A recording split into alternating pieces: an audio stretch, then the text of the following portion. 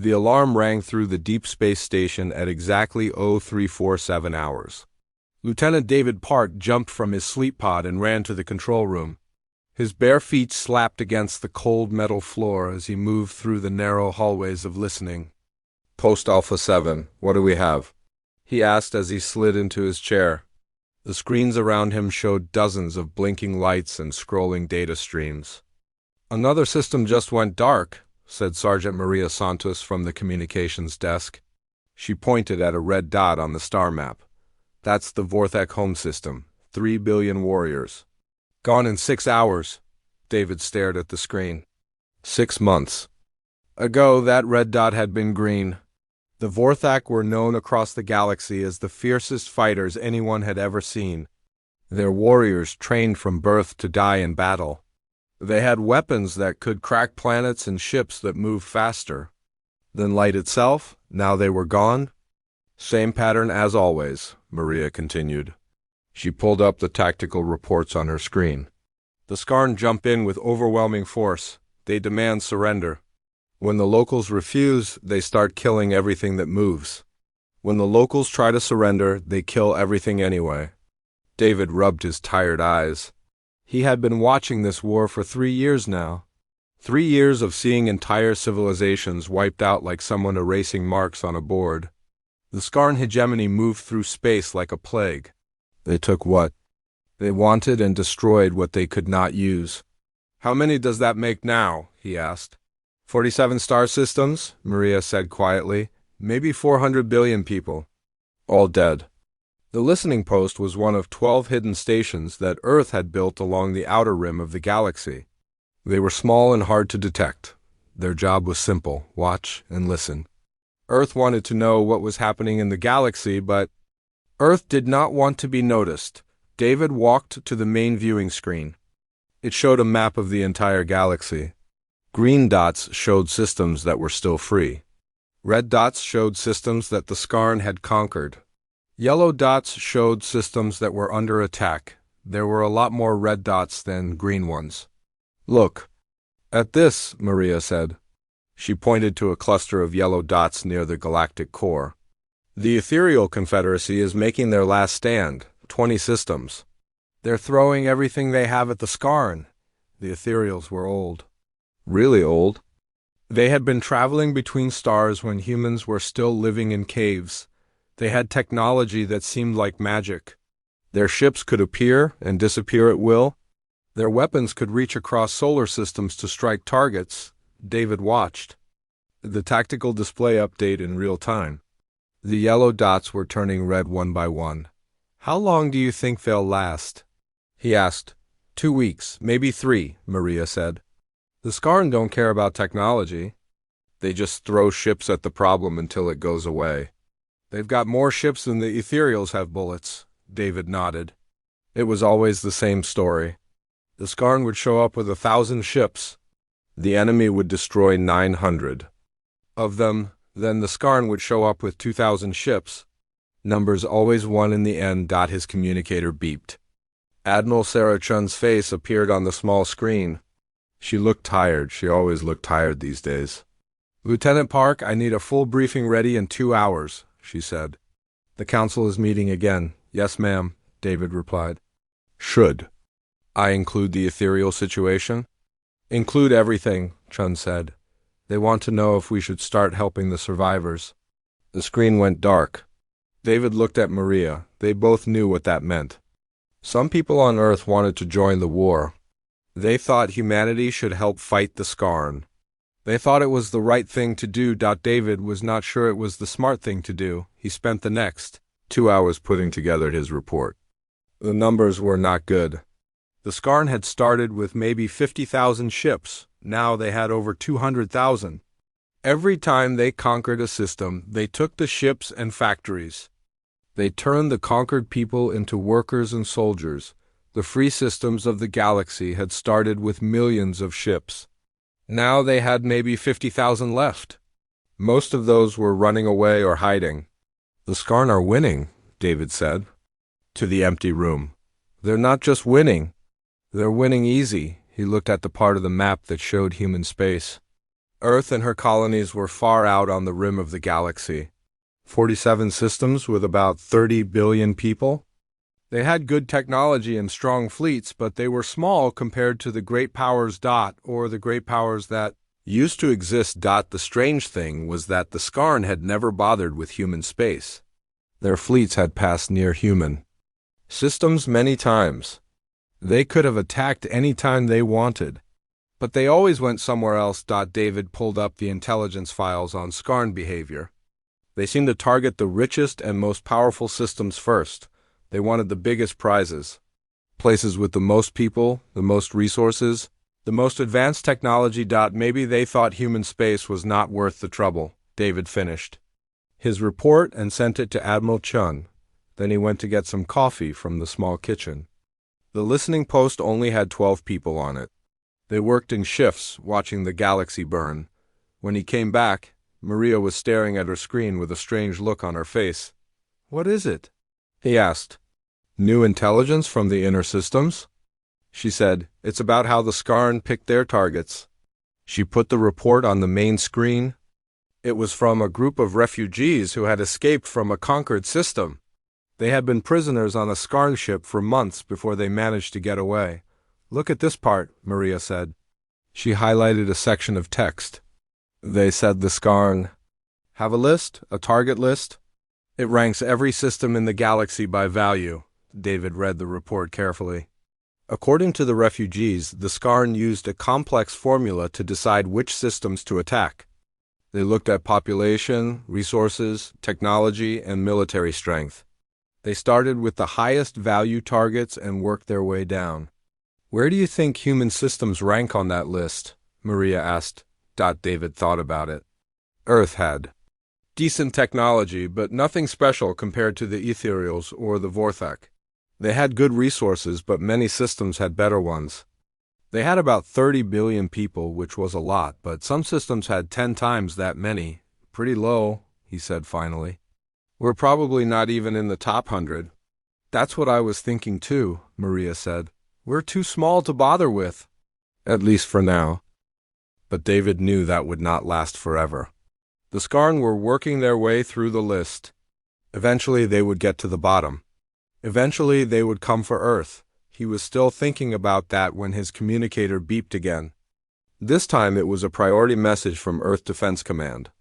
Admiral Chin's face appeared, but she was not alone. Behind her, David could see other officers and civilians. It looked like they were in the main briefing room. "All listening posts, this is Admiral Chun," she said. "We have a situation. Long-range sensors have detected a large Skarn fleet moving toward the outer rim. We're not sure of their destination, but they're headed in our general direction." David felt his stomach drop. "How large is large?" he asked. 300 ships, Chun replied, "including some of their biggest dreadnoughts. This is not a raiding party. This is a conquest fleet." Maria was already pulling up the sensor data on her screen. The Skarn fleet was still 2 weeks away from the nearest human system, but they were definitely heading toward human space.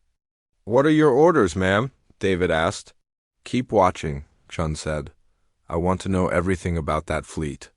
Where they're going, what they're planning, how they're organized." "Everything? And if they're coming for us?" David asked. Admiral Chun was quiet for a moment. Behind her, the other officers looked grim. "Then we'll be ready," she said finally. "Earth has not survived this long by giving up when things get difficult." The communication ended. David and Maria looked at each other. They both knew what this meant. The war that had been raging across the galaxy for 3 years was finally coming to Earth. David went back to his station and started tracking the Skarn fleet. The ships were moving fast, faster than most species could manage. They would be at the edge of human space in 2 weeks.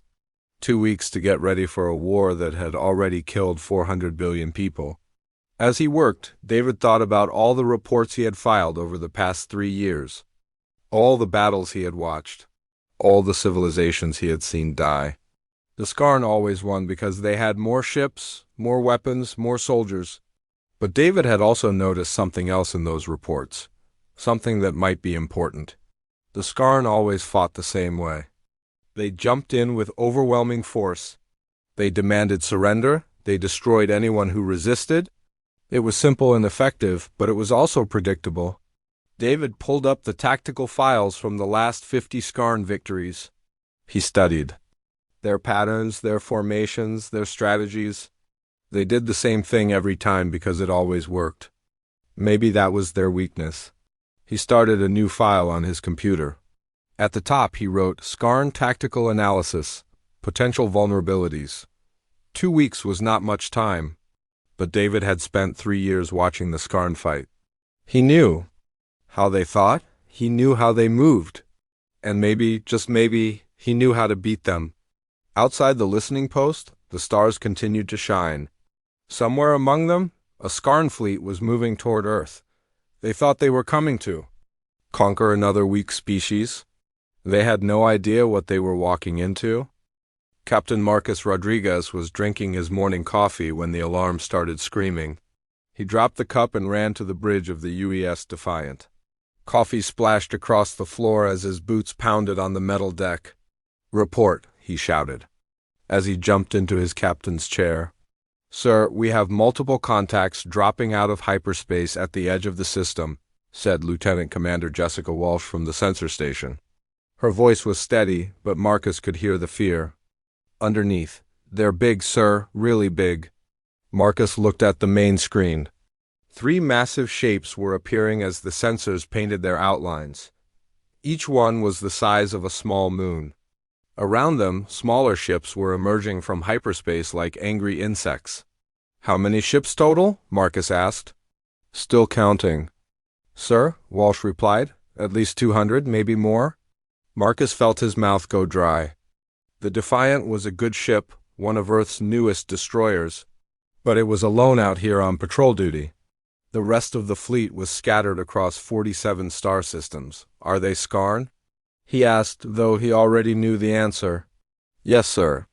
The ship profiles match our intelligence files perfectly." Marcus stared at the screen. For 3 years, the Skarn had ignored human space. They had been too busy conquering the great powers of the galaxy to bother with Earth's small colonies. But now they were here. "Communications. Get me a channel to Earth Defense Command," Marcus ordered. "Priority Alpha." "Working on it, sir," said Ensign Tommy Park from the communications station. "But sir, the Skarn are jamming most frequencies." "It might take a while." "Keep trying," Marcus said. He turned to his weapons officer. "Lieutenant Torres, what's our tactical situation?" "Not good, sir," Torres replied.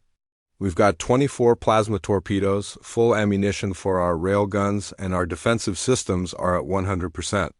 "But sir, those dreadnoughts—" "Have enough firepower to crack a planet," Marcus nodded.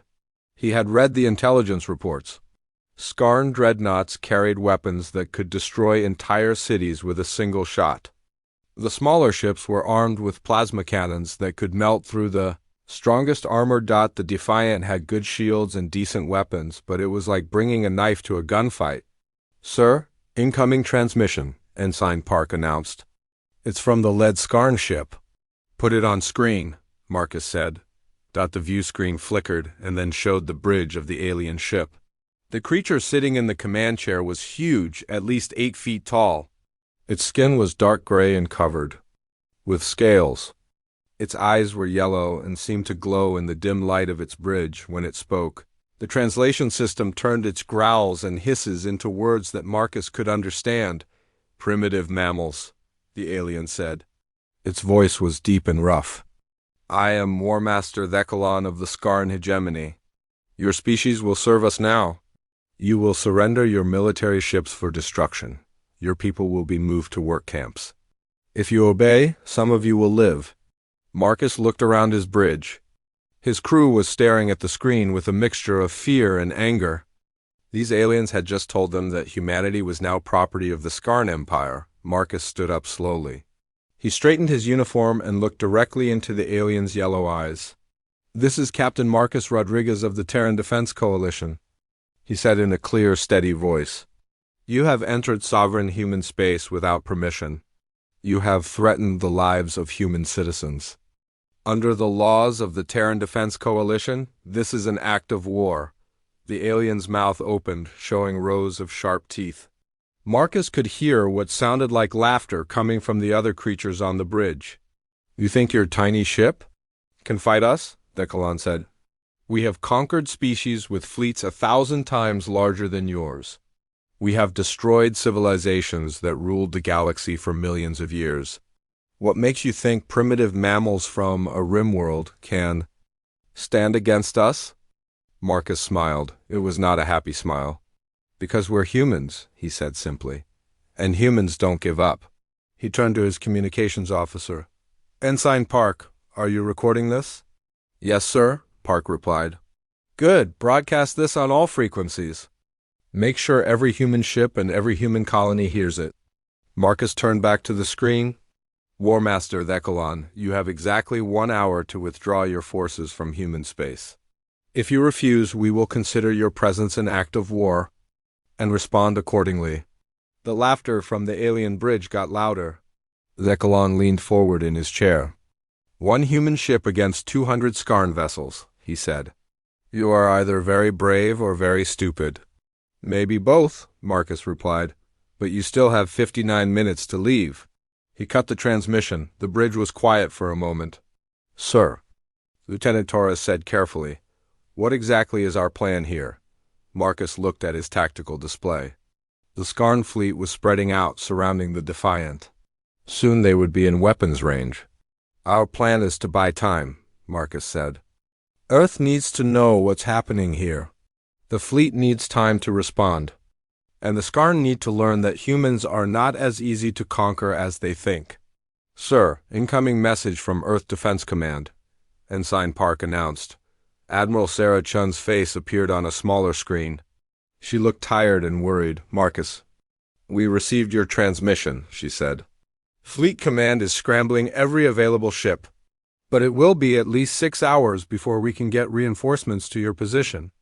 Understood, Admiral, Marcus replied. We'll hold them as long as we can. Marcus, Chun said quietly, you don't have to do this. You could withdraw, live to fight another day. Marcus looked around his bridge again. His crew was watching him, waiting for his decision. They all knew the odds.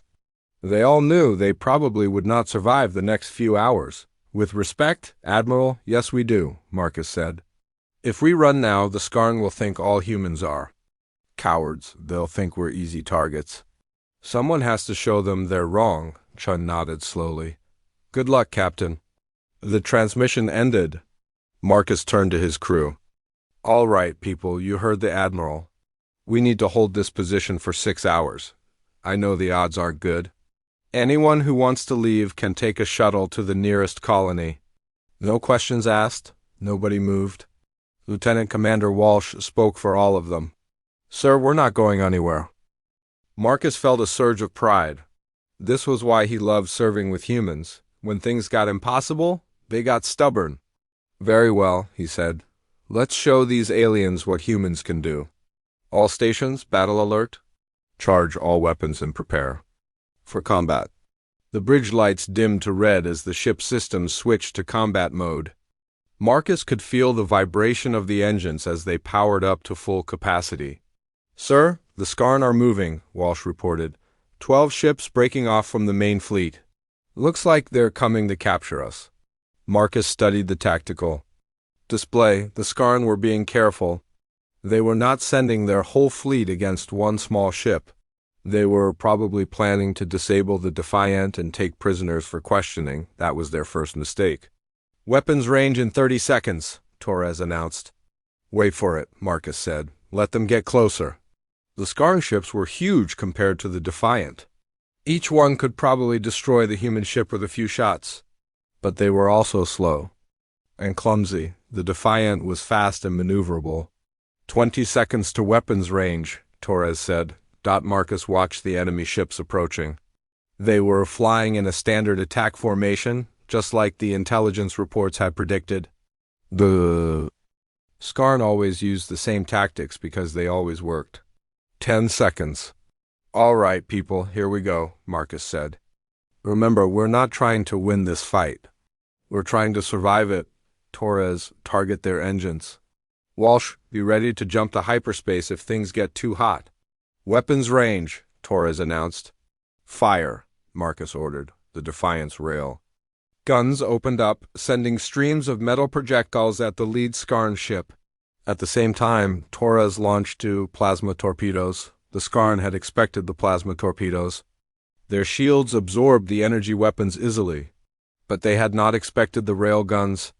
The metal projectiles punched through their shields like they were not even there. Direct hits on the lead ship, Torres reported with excitement. Their engines are damaged. Evasive maneuvers, Marcus ordered. Don't let them lock onto us. The Defiant twisted and turned as the Skarn ships fired back.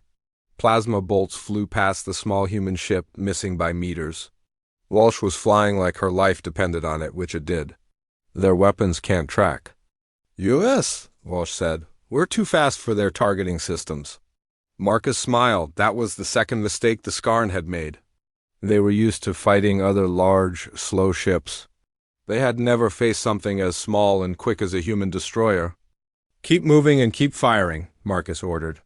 Hit and run tactics? Don't give them a chance to get a lock on us. For the next 20 minutes, the Defiant danced around the Skarn ships like a mosquito buzzing around sleeping giants. The human ship's railguns kept finding weak spots in the alien shields. Two of the Skarn ships were badly damaged and falling behind, but Marcus knew it could not last. The Skarn were learning. They were changing their tactics, trying to box the Defiant in. Sir, more ships coming, Walsh reported. Looks like they're sending the whole fleet after us now. Marcus looked at the tactical display. Over 200 enemy ships were closing in on his position. Even with the Defiant's speed, there was no way to avoid them all. Sir, incoming transmission from the Skarn flagship, Ensign Park announced. Put it through, Marcus said. War Master Thekgalan appeared on the screen again. This time he did not look amused. He looked angry. Enough games, human, he snarled. Surrender now or we will destroy you. Marcus looked at his chronometer. They had held the Skarn for almost an hour. Every minute they fought was another minute for Earth to prepare. Sorry, but humans don't surrender, Marcus said, especially not to bullies. He cut the transmission and turned to his crew. All right, people, they're bringing everything they have. Time for Plan B? What's Plan B, sir? Torres asked. Marcus grinned. We're going to ram them. The bridge was quiet for a moment. Then Lieutenant Commander Walsh laughed. Sir, that's completely insane, she said. Yes, it is, Marcus agreed. But it's also the last thing they'll expect. Torres, overload the reactor. Walsh, plot a course for the flagship, full speed. The Defiant turned toward the massive Skarn dreadnought. The ship's reactor began building to dangerous levels as Marcus prepared for a suicide run, but then something unexpected happened. New contacts appeared on the sensors. Ships dropping out of hyperspace behind the Skarn fleet, human ships. Sir, it's the cavalry, Walsh said with excitement. The entire Third Fleet just arrived? Marcus looked at the display. 40 human warships had just jumped into the system. They were outnumbered 5-1, but they were no longer alone. Admiral Chun's voice came over the communications system, broadcasting to both fleets. This is Admiral Sarah Chun of the Terran Defense Coalition. Skarn vessels, you are in violation of human space. Withdraw immediately or face the consequences. War Master Thekgalan's response was broadcast on all frequencies. Your pathetic fleet cannot stop us, human. We have conquered species far more advanced than yours. Maybe, Chun replied calmly, but those species never had to fight humans before. You're about to learn why that matters. The space battle that followed would be remembered for centuries. The humans were outnumbered, but they fought with a desperate creativity that the Skarn had never encountered. Ships rammed each other at light speed. Fighters carried nuclear weapons on suicide runs. Every human vessel seemed to have weapons that the aliens had never seen before. Marcus watched from the bridge of the Defiant as the battle raged around him. The Skarn were learning that humans were not like the other species they had conquered. Humans did not fight fair. They did not follow the rules of galactic warfare. They fought to win, no matter what it cost. The battle lasted for 6 hours. When it was over, half the Skarn fleet was destroyed or disabled. The survivors retreated to the edge of the system, licking their wounds, but Marcus knew this was just the beginning. The Skarn had learned that humans would fight. Now they would. Come back with everything they had. The real war was about to begin.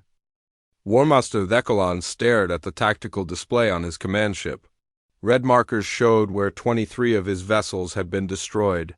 Yellow markers showed another 15 ships that were too damaged to fight.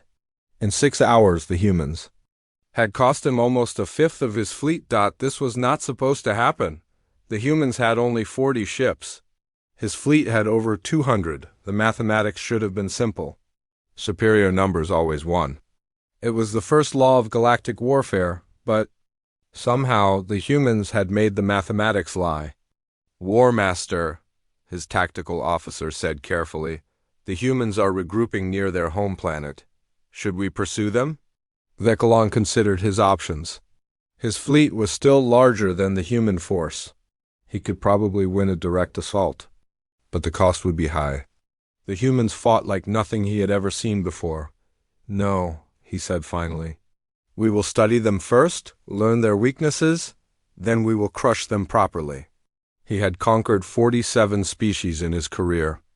Each one had fought differently, but they all followed the same basic patterns. They had honor codes. They had rules of war. They fought in formations and used standard tactics. The humans seemed to have no rules at all during the battle. He had watched a human destroyer ram one of his cruisers at near light speed. The human ship was destroyed instantly, but it took the cruiser with it. No species he knew would sacrifice a valuable warship like that. He had seen human fighters load themselves with nuclear weapons and fly directly into his dreadnoughts. The pilots had to know they would die, but they did it anyway. The explosions had damaged 3 of his best ships, most disturbing of all. The humans had weapons that should not have existed. Kinetic projectiles that punched through energy shields. Gravity bombs that collapsed space around his ships. Electronic warfare systems that turned his own computers against him. Prepare the landing forces, Thekalon ordered. We will take their planet the traditional way. Once we control their home world, the rest will surrender. His aide looked uncertain. Sir, the humans seem very aggressive. Perhaps we should wait for reinforcements. Thekalon's eyes flashed with anger. Are you questioning my judgment? No. Sir, the aide said quickly, I just thought. You are not paid to think, Thekalon snarled. You are paid to obey. Prepare the landing forces. We attack at dawn. 3 hours later, the first wave of Skarn troop transports began their descent. Toward Earth, Thekalon had chosen to land near the human capital cities. Once he controlled their governments, the rest of the planet would fall in line. It was a strategy that had worked on dozens of worlds. The first sign that something was wrong came when the lead transport exploded. What happened? Thekalon demanded. From his command ship in orbit? Unknown, sir, his communications officer replied. The transport just exploded. No warning. No enemy fire detected. Technical malfunction, Thekalon decided. Continue the landing. The second transport made it closer to the ground before it died. This time the sensors detected the cause. A missile had come from somewhere in the city below, but the missile was tiny, too small for their sensors to track properly. Sir, the humans are using some kind of stealth weapons, the tactical officer reported. Our shields are not stopping them. Impossible, Thekalon said. Our shields can stop plasma cannons. They can deflect particle beams. What kind of primitive weapon could penetrate them? It appears to be kinetic, sir, the officer said nervously. Just a piece of metal moving very fast. But it's moving so fast that it goes right through our shields like they're not there, Thekalon frowned. Energy shields were designed to stop energy weapons. They were not very good at stopping solid objects. But no civilized species used kinetic weapons anymore. They were primitive and inefficient, unless apparently you wanted to kill something that had energy shields. Deploy the fighters, he ordered. Clear the airspace around the landing zones. The Skarn fighters were fast and deadly. They could destroy any aircraft the humans might send against them. But when they reached the cities, they found no human aircraft waiting for them. Instead, they found humans with shoulder-mounted weapons. The missiles that rose from the city streets were small and primitive-looking, but they moved faster than the Skarn fighters could dodge. And they hit hard enough to bring down ships that could survive space combat? "Sir, we're losing fighters," the air commander reported. "The humans have anti-aircraft weapons positioned all over their cities. How many fighters have we lost?" Vekalon asked. 60% of the first wave, sir." Vekalon stared at the tactical display. His fighters were being shot down by ground troops with portable weapons. It should have been impossible. Fighter aircraft were supposed to dominate ground forces, but the humans had turned that rule upside down too. "Send in the ground troops," he ordered. "Heavy armor, full shields. Crush any resistance." The Skarn army that landed on Earth was impressive. 10,000 soldiers in powered armor, tanks that could level buildings, weapons that could melt through any material known to galactic science. They landed in Central Park in the middle of New York City. The plan was simple: secure the landing zone, then advance on the government buildings. Take the human leaders prisoner and force them to surrender. The humans had other ideas. The first wave of Skarn troops advanced down Fifth Avenue in perfect formation. Their armor was proof against any weapon the humans were supposed to have.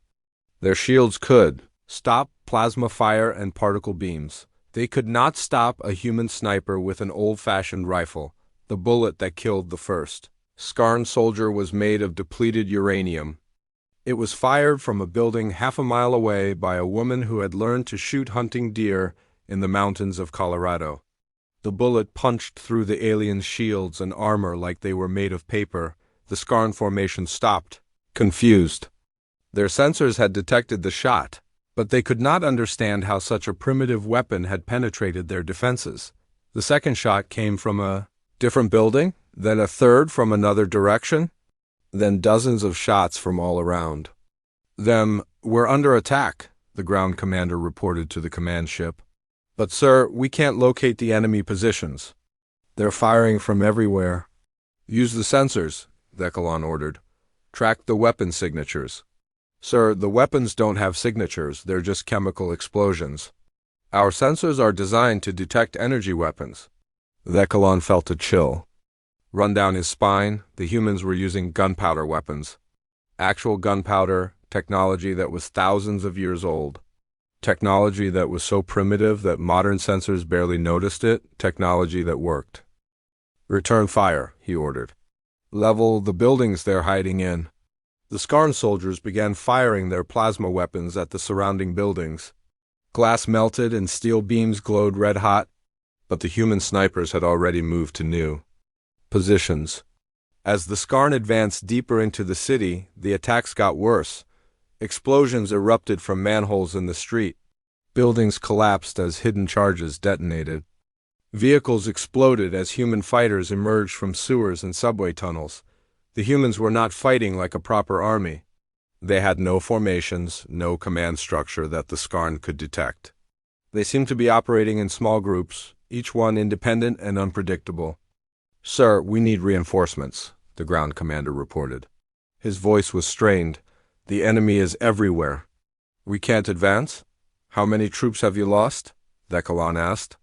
2,000 dead, sir. Another 1,000 wounded. "And sir, the humans are taking our weapons." "What?" "When our soldiers fall, the humans take their weapons and armor. They're using our own technology against us." Vekalon closed his eyes. This was getting worse by the minute. Not only were the humans fighting with primitive weapons that his technology could not counter, they were also adapting his advanced weapons for their own use. He had never seen anything like it. "Pull back to the landing zone," he ordered. "Defensive positions. We'll call down orbital bombardment." But even that did not work the way it was supposed to. When the Skarn troops tried to retreat, they found that the humans had blocked their escape routes. Streets were filled with debris. Bridges had been destroyed. The paths they had used to advance into the city were now death traps. The humans had planned for this. They had prepared their city to become a maze that would trap any invading force. As night fell, the situation got even worse. The Skarn had excellent night vision technology, but the humans seemed to know exactly where they were at all times. Human fighters appeared out of nowhere, struck hard, and vanished before the Skarn could respond. "Sir, the humans are using our own communication frequencies," the signals officer reported. "They're listening to everything we say. How is that possible?" Vekilon demanded. "Unknown, sir. But they seem to have cracked our encryption codes. They know where we are and what we're planning before we do it." Vekilon felt panic starting to build in his chest.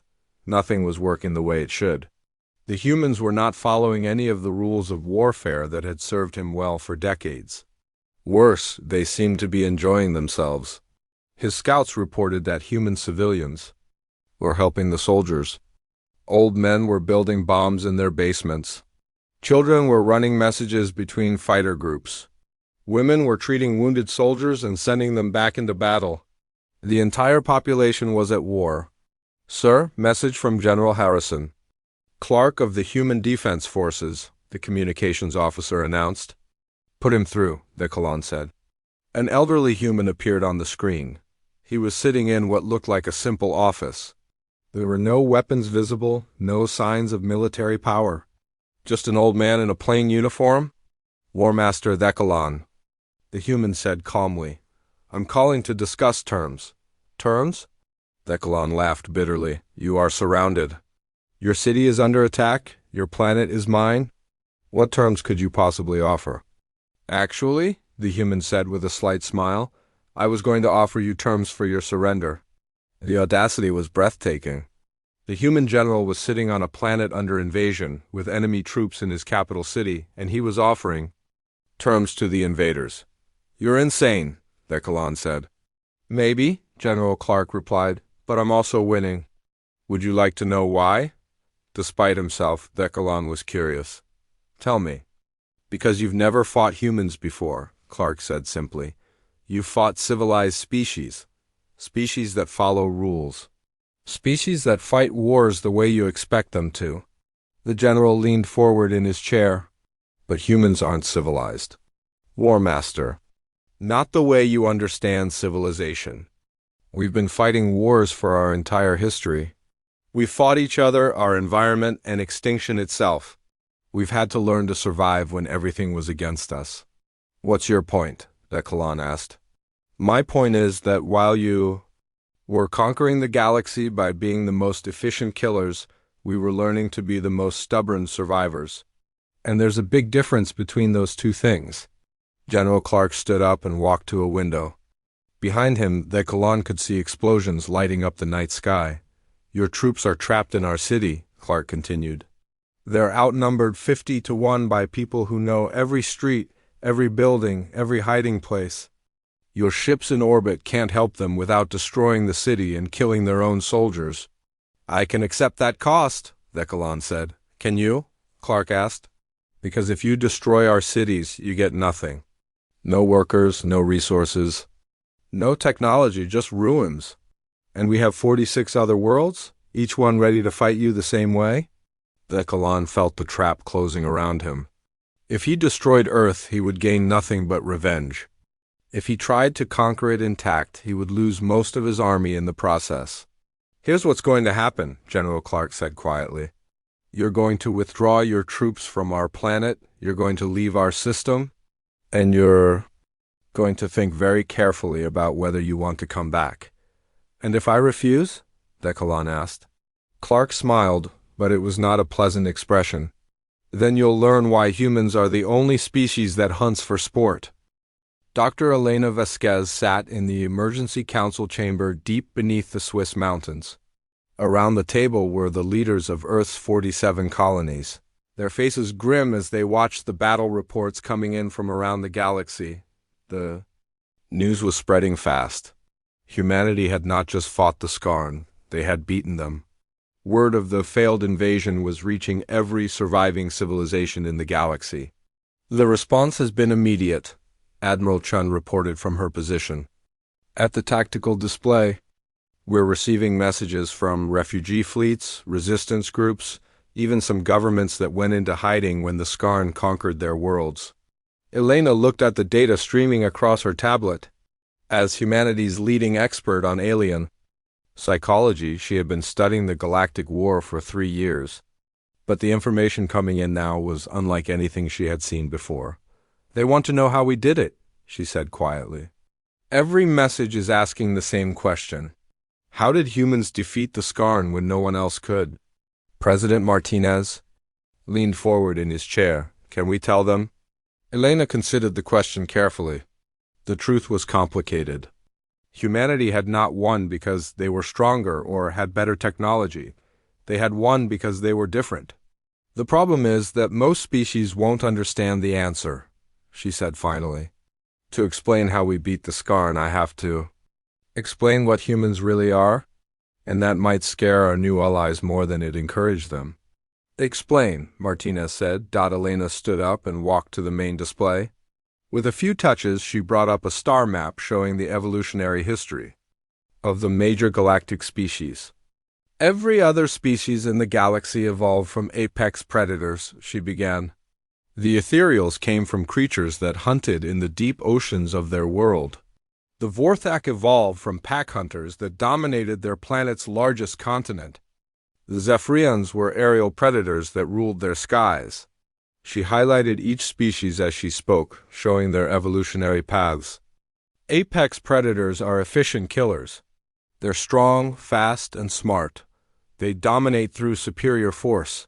When they developed space travel and met other species, they naturally organized into hierarchies based on strength.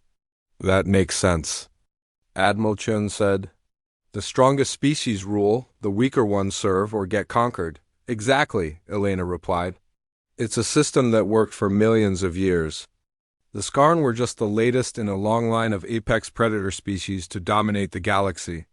They were better killers than anyone else, so they won.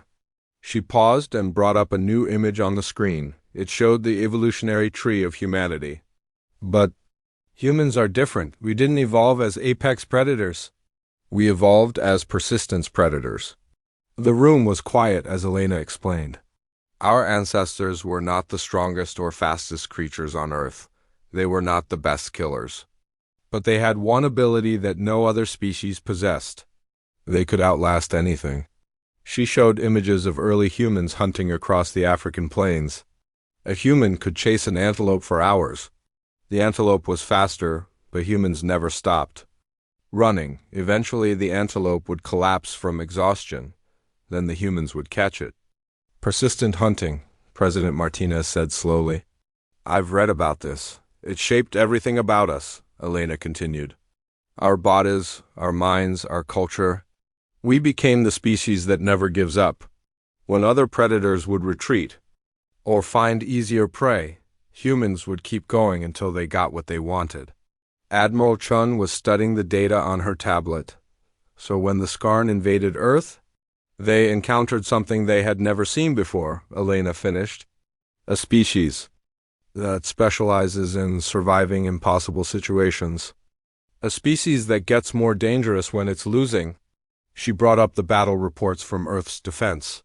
Look at the tactics we used. Kinetic weapons against energy shields. Urban warfare in prepared positions. Civilian populations supporting. Military operations? None of this follows the normal rules of galactic warfare. Because we don't know the rules, Admiral Chun said with understanding, or we don't care about them. The Skarn have conquered dozens of species by following the same pattern, Elena explained. Overwhelming force, demand surrender, destroy, resistance. It works because most species recognize when they're beaten. They submit to avoid extinction. She pulled up footage from the fighting in New York City. But humans don't recognize defeat. When a human gets cornered, they don't surrender. They get creative. They start looking for ways to hurt the enemy, even if it means dying in the process. The council members watched as human fighters used improvised weapons and suicide tactics against the Skarn ground forces. The Skarn expected us to fight like civilized beings, Elena said. But humans aren't civilized the way other species understand civilization. We're survivors. We do whatever it takes to win. Is that why the other species are afraid of us? President Martinez asked. Elena nodded. The messages we're receiving are congratulatory, but there's fear underneath. They're grateful that someone finally stopped the Skarn, but they're worried about what humans might do next. She brought up excerpts from the alien communications. The ethereal remnant government says we fight like controlled madness. The Vorthok survivors call our tactics honorless but effective. The Zephyrians are asking if humans plan to conquer the galaxy ourselves. Do we? Admiral Chun asked quietly. The question hung in the air. Elena had been thinking about it since the battle ended. Humans had proven they could defeat the most powerful military force in the galaxy. What would they do with that knowledge? That's the scary part, she said finally.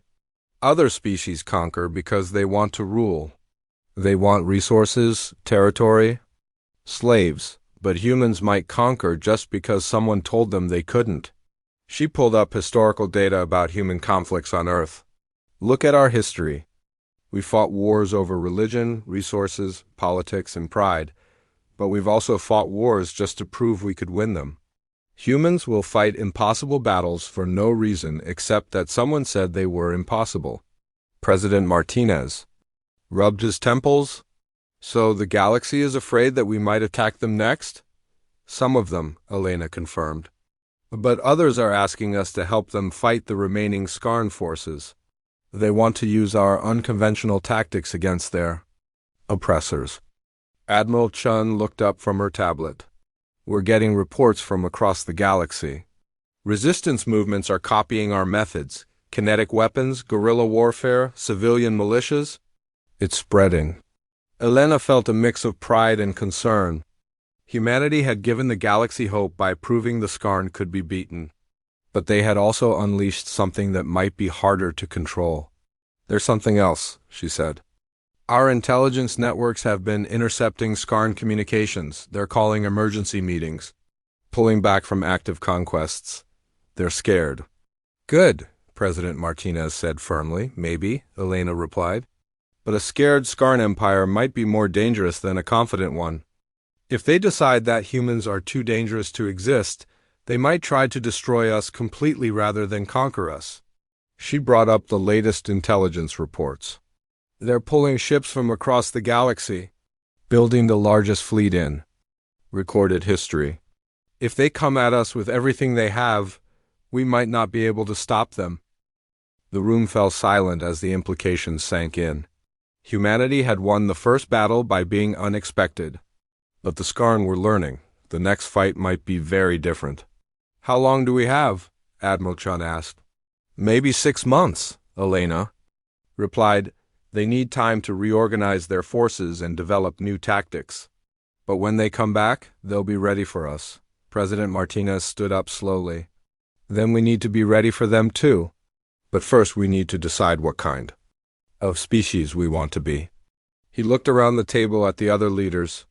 Elena is right. We could probably conquer the galaxy if we wanted to. Our tactics work against everyone, not just the Skarn. But do we want to become the new oppressors? Do we want to rule through fear? Admiral Chun spoke up. Maybe there's a third option. We could help other species learn to defend themselves. Teach them our tactics. Give them the tools to fight back against any future conquests. Elena considered this. It's risky.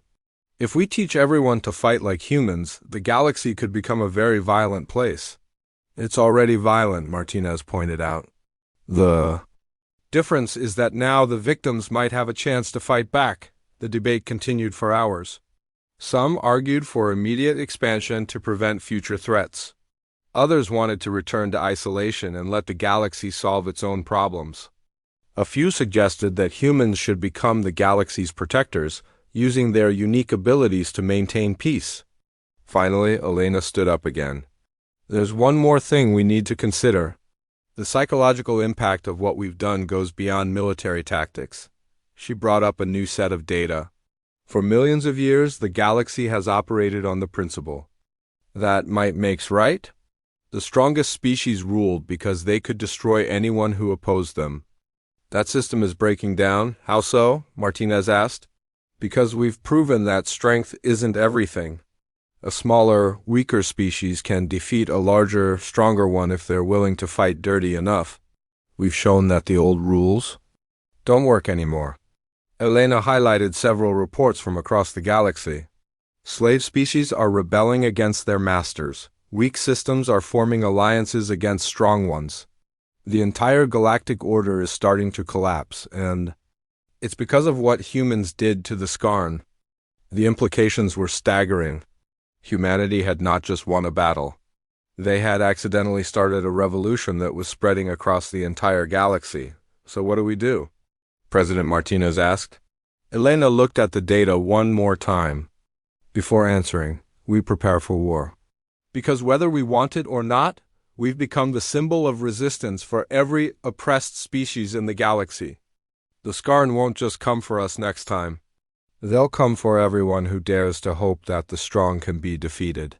She paused and met the eyes of every person in the room. The question isn't whether we'll fight again. The question is whether we'll fight alone or whether we'll have help. And that depends on what we do in the next 6 months. Outside the council chamber, Earth continued to prepare for the next battle. But now they knew they were fighting for more than just human survival. They were fighting for the idea that the weak could stand against the strong and win. It was the most human cause imaginable. 6 months later, the largest fleet in galactic history assembled at the edge of the Sol system. Over 3,000 Skarn warships hung in space like a metal storm cloud, ready to rain destruction on the humans who had dared to resist them. War Master. Vekilon stood on the bridge of his new flagship, a massive dreadnought that was twice the size of his previous ship. Around him, his staff worked frantically to coordinate the attack. This time, there would be no mistakes. All fleet commanders, report status, he ordered. One by one, the responses came in. The Skarn had pulled ships from every corner of their empire. They had stripped garrisons from conquered worlds and recalled exploration fleets from the outer rim. Everything they had was here, ready to end the human threat once and for all. Sir, the humans have assembled their own fleet, his tactical officer reported. 120 ships. Vekilon smiled grimly. The humans had managed to gather forces from all their colonies, but they were still outnumbered 25-1. Even with their strange tactics, they could not overcome odds like that. And the other species? He asked.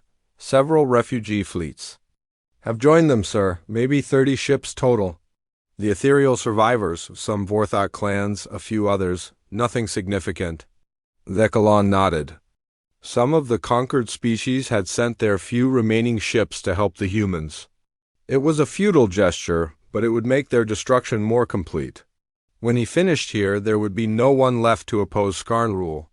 Begin the attack, he ordered. The Skarn fleet moved forward like a tide of metal and death. Their formation was perfect, their timing precise.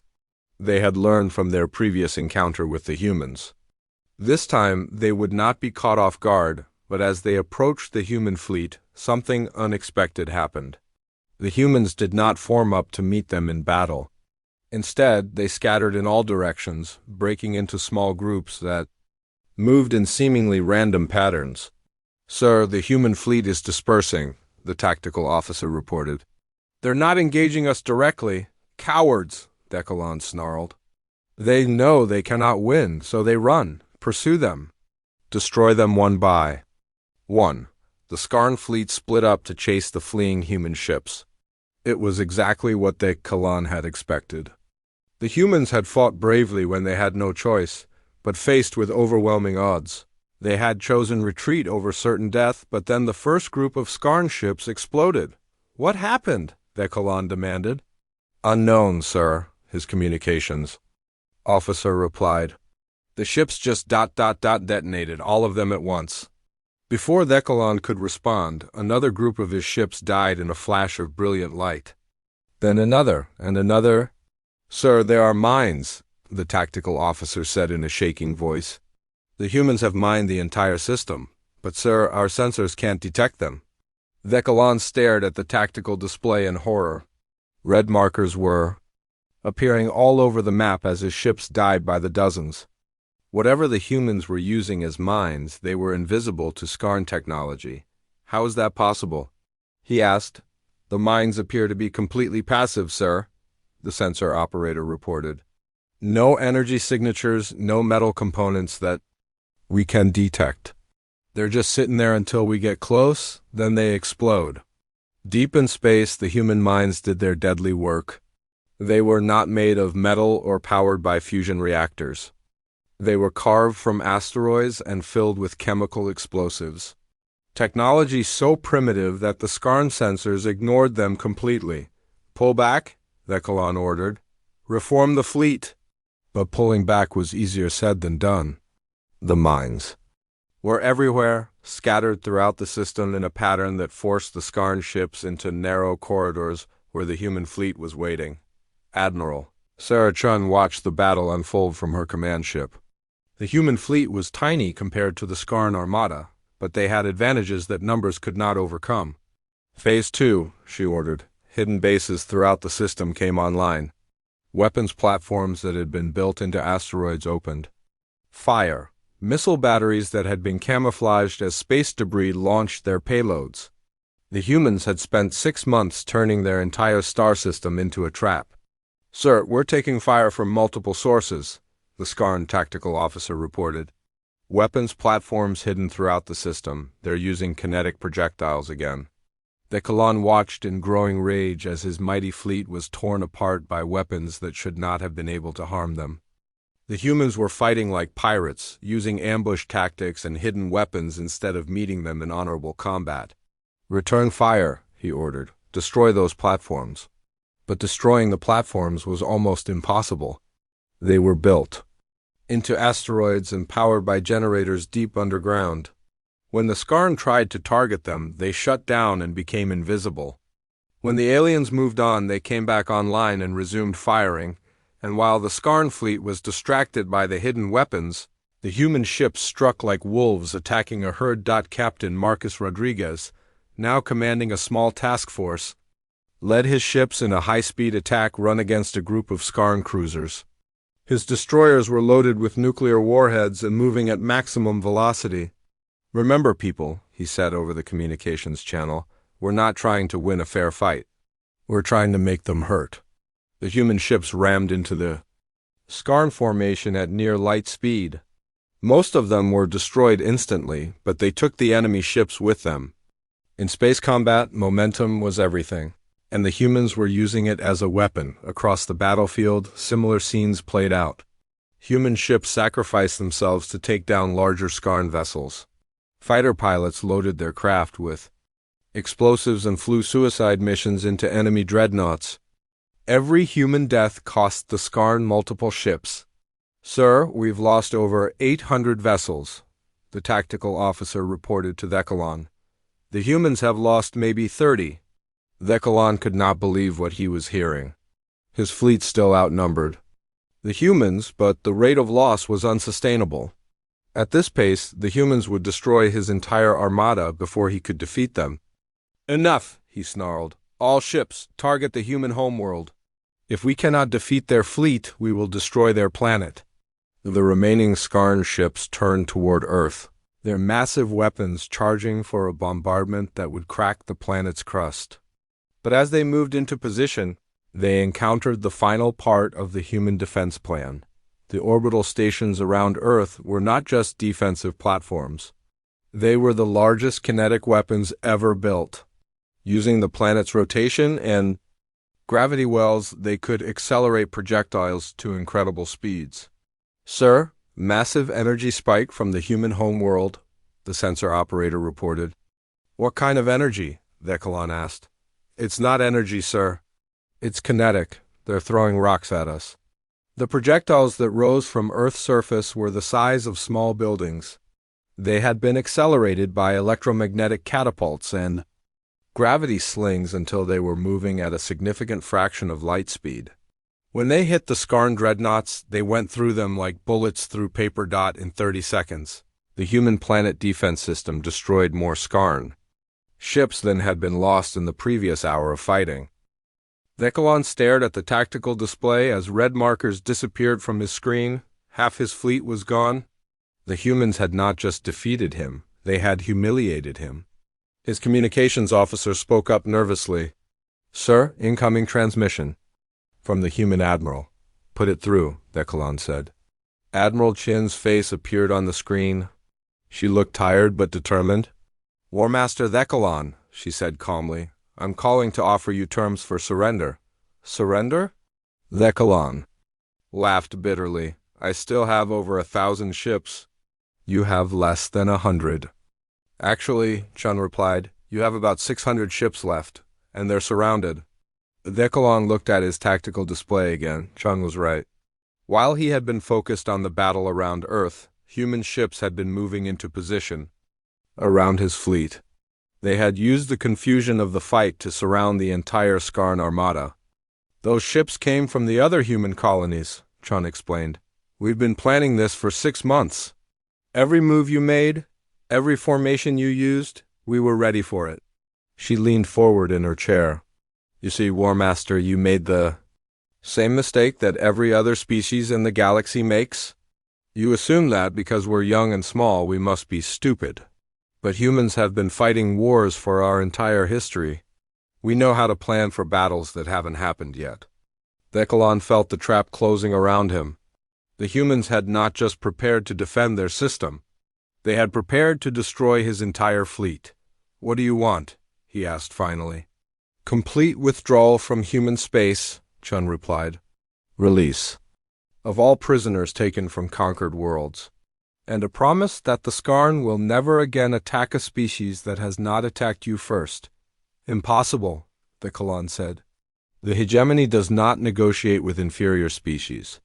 Chun smiled, but it was not a pleasant expression. "War Master, let me explain something about humans that you still don't understand. We are not an inferior species. We are a survivor species. And survivors don't negotiate, they dictate terms."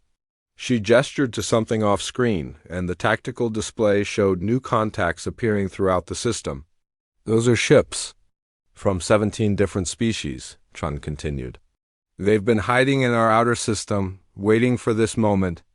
Every species you've conquered, every world you've destroyed, they all sent someone to be here today."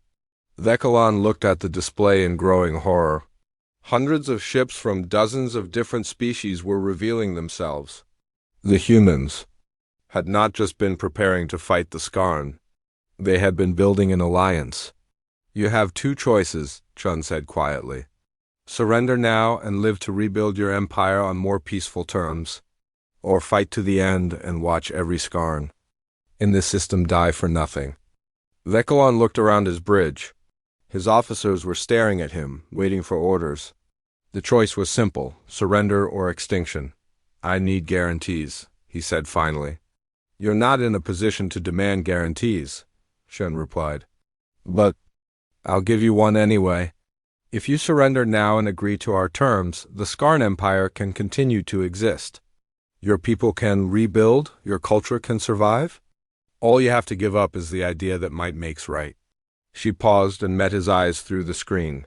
"But if you choose to fight, then humanity will hunt down every Skarn ship, every Skarn colony, every Skarn leader until your species is nothing but a memory.